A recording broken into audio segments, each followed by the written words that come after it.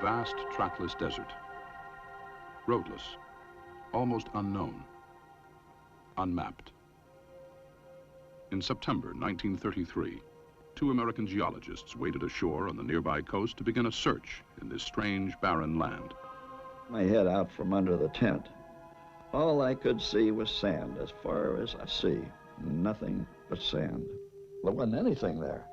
There wasn't even any date palms.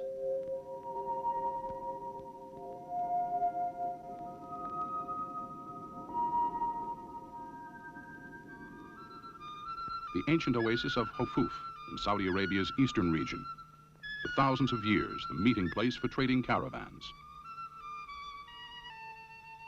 400 kilometers inland, Riyadh, the center of the Al Saud dynasty. The founder of this newly unified country, King Abdulaziz, permission to search for oil in his kingdom. The concession to search, negotiated by Sheikh Abdallah Al Suleiman, the king's finance minister, granted exclusive rights to prospect for oil in the entire eastern region of Saudi Arabia.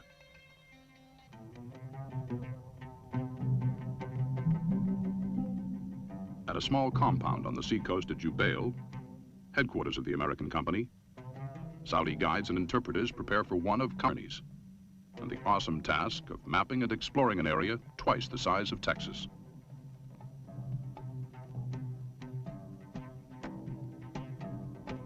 The giant quest was by a small group of geologists. The first to survey the terrain for the slightest sign of what might lie beneath, Bert Miller, and his partner in the center, Krug Henry. Years of observation, years of conflicting doubts and convictions, all meticulously recorded.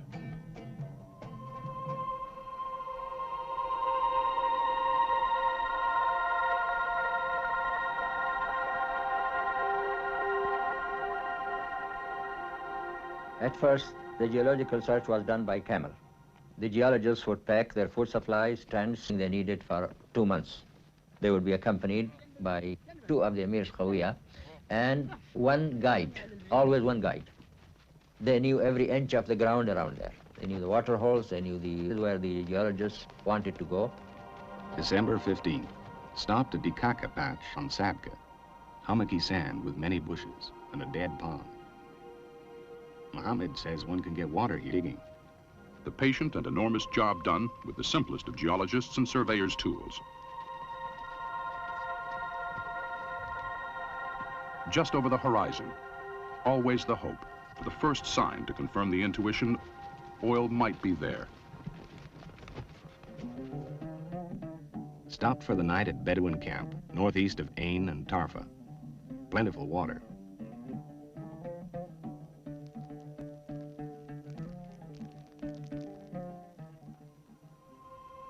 Dawn. The sand is damp with dew. In a few hours, the heat will be unbearable.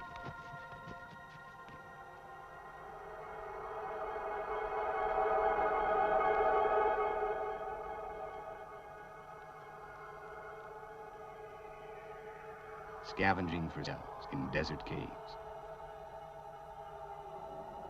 Top of limestone dome sighted.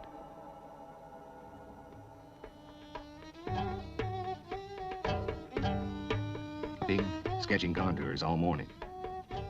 Had dates and coffee with Bedouins.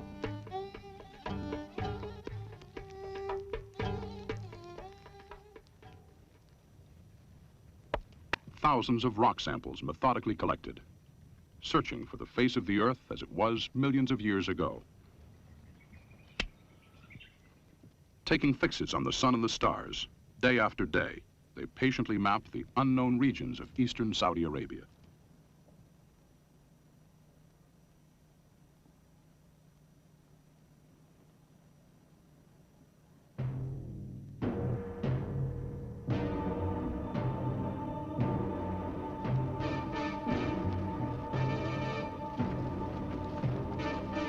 In the savage heat, thoughts of shade, a cool breeze, dreams held in the daily breath of the mirage.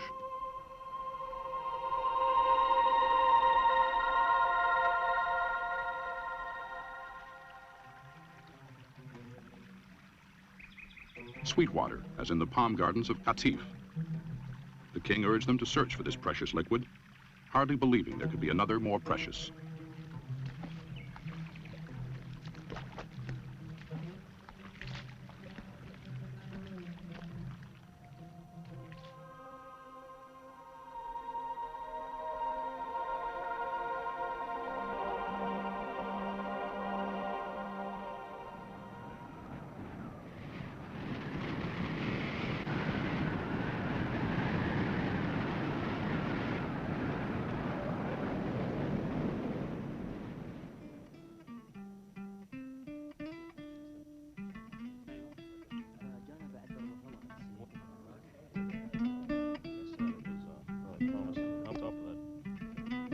With their ancient knowledge of the stars, our Saudi guides continued to lead the way across the desert.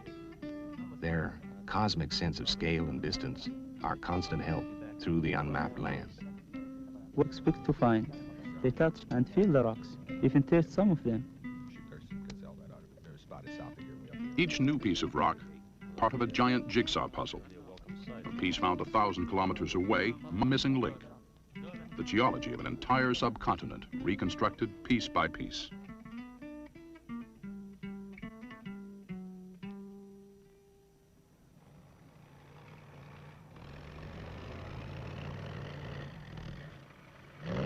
Later on, the geological search was carried on by means of car convoys. Usually, there would be 3 cars, one driven by an American and the other by Saudi drivers. Cars were invaluable in extending, mapping, and speeding the search. Well, sometimes.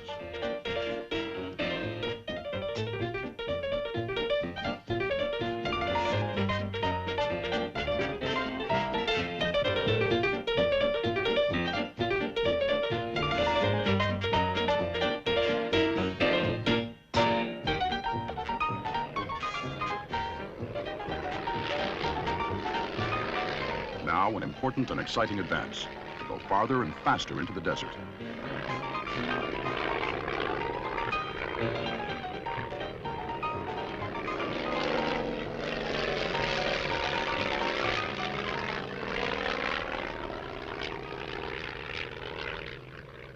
The plane was extremely important to have as a working tool because they enabled us to look down on the regions and figure out what the structure was. It was like looking down on a map. Hundreds of aerial photographs, each one a piece of the Saudi landscape. Month after month, through heat and dust, the crew kept the fragile plane flying. Processing hundreds of aerial photographs under impossibly difficult desert conditions.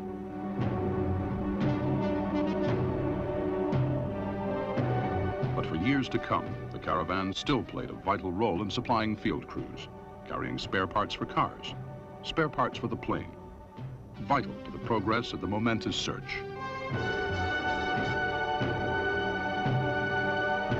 At first, supplies from Europe and America could only come by dhow from nearby Bahrain, laboriously hauled ashore at Jubail, or unloaded on the sandy beach at Al Khogar.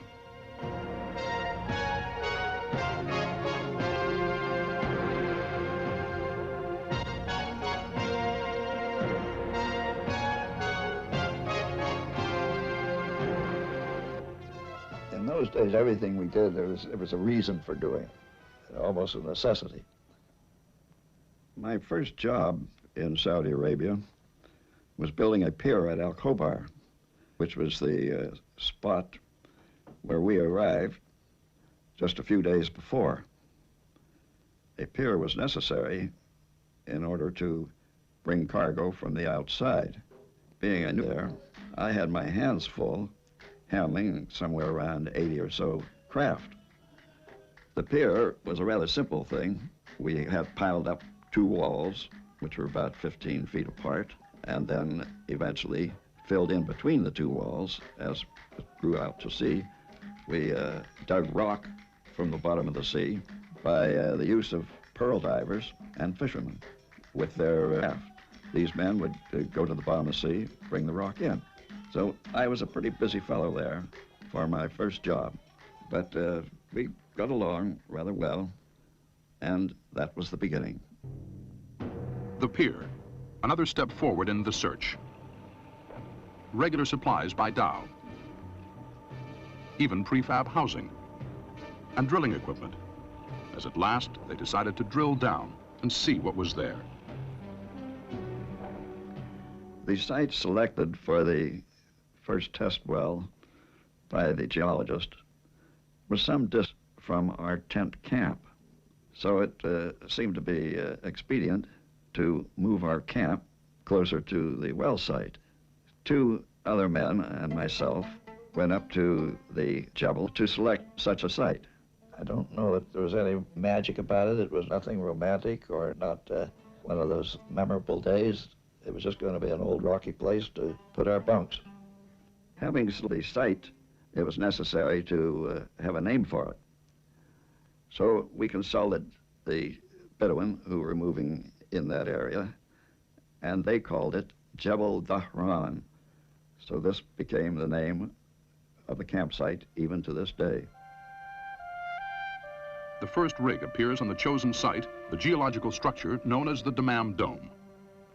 From well number 1, the first sign of oil soon dribbled out over the sand, but it was not enough. For the young Saudi crew, working on well number 1 was a strange new experience, learning new skills and adapting their ancients. But for their American colleagues, the first meager droplets of oil created only hope and anxiety. We'd been taken in by the first. After 3 years of slogging and 10 wells drilled, no oil. Number 1 produced mostly gas. Number 2, more water than oil. Number 3, number 4, almost dry. Number 7, what a rogue that was. All along, we'd been hoping for the big strike.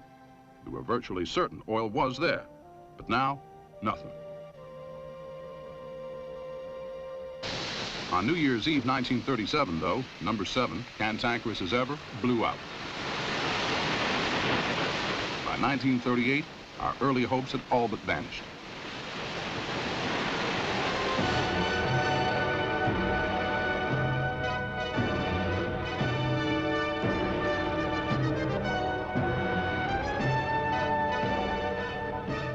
When I arrived, there was a cloud hanging over the place. You almost could see it from afar.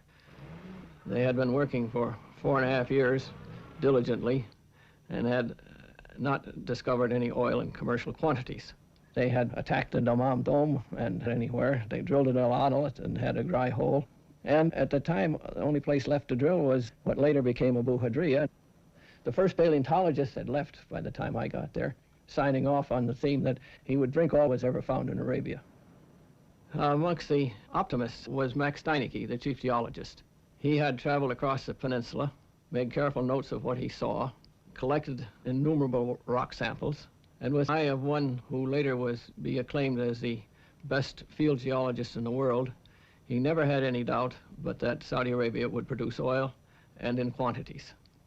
Half a world away in San Francisco, the board was engaged with the question as to whether they would continue or not.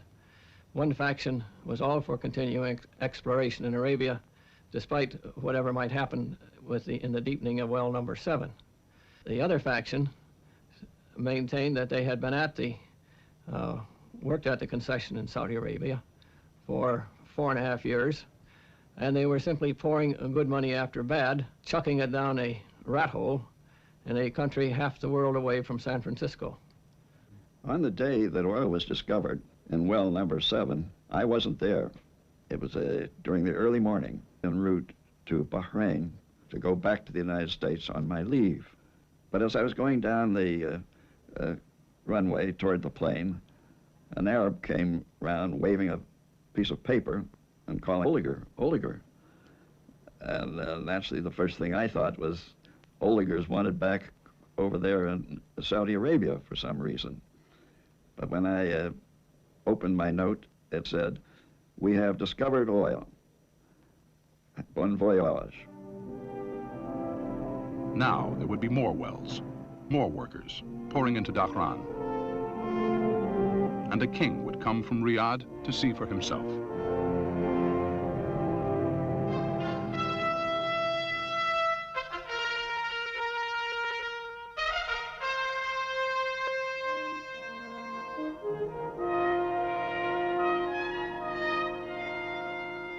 We thought, and I think he did too, that there would just be a small group of Saudi Arabs come with him from Riyadh. We had, I don't know how many people, nobody does, but it required a city of its own. And it turned out to be just a big picnic for the king and all of the Saudis within.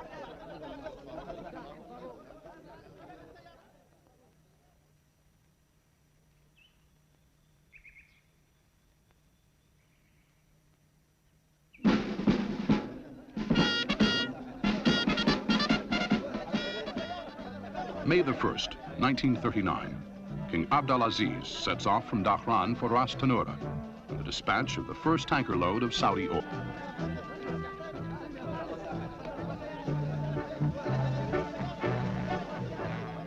When we got to Ras Tanura, it was early morning, and people were just waiting to see the king appear before. I was one of the lucky fellows to have a chance to shake hands with His Majesty the King. I was very impressed by his size. He was a giant of a man, and when His Majesty evolved, he thanked God for blessing us with this wealth.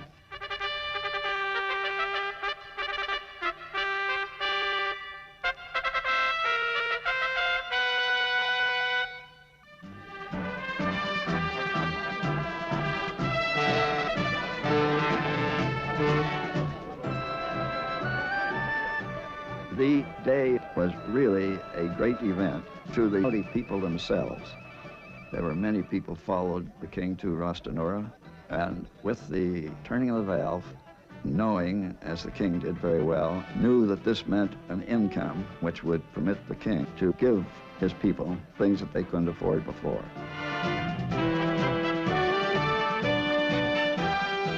The following day, His Highness, the ruler of Bahrain, came to congratulate King Abdulaziz on the sailing of the first. Thus, the kingdom had entered the stage of world oil.